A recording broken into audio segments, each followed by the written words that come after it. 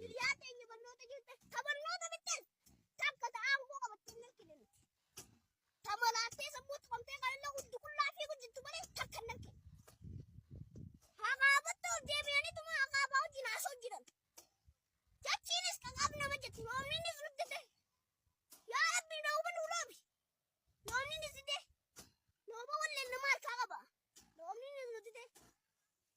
Jimaanis jiidhee qaama biqilaaf keessa deebisee akka nu ta'uu dhabne nuti.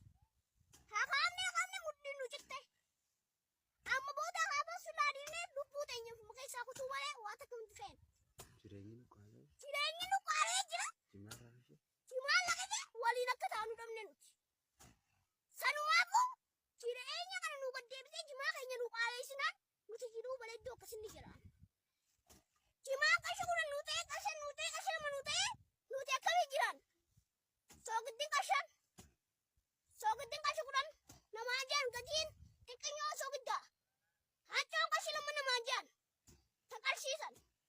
Turaa sumuunii shiringii ni beeyna gaafa sumuunii shiringiitis. Amma qarshii kudhan namaa jaan shantaffaa dhibbafaa malee wanti takka qasii jalaa dubban hin jiru.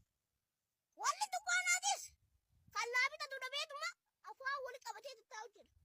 Namayyuu akkatti jiru dhibbeef mana ifii keessa namayyuu beeka. Namni mana ifii keessa beekne abadan numa jiru. Sanumaafuu jireenyi kun nuu qaala'uunaan nuti akka feene jiran. Jimaan keenya nuu qaala'uu qabaa. Jimaadhaan jiraanna nuti.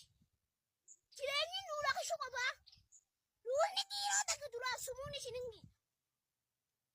Amma qarshii dhibba meeqa namaan jaan nuusa dhiirota akka. Hin feenu